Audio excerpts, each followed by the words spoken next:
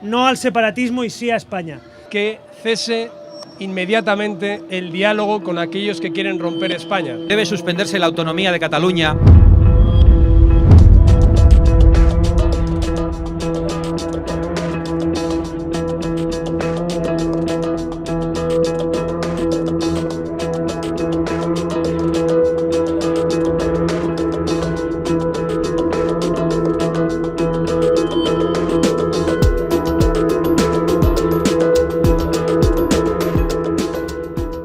Es el pueblo y solo el pueblo el que tiene en su mano la decisión sobre el futuro de nuestra nación. Solo queremos lo más básico de la democracia: coger el voto, ir a la urna y votar.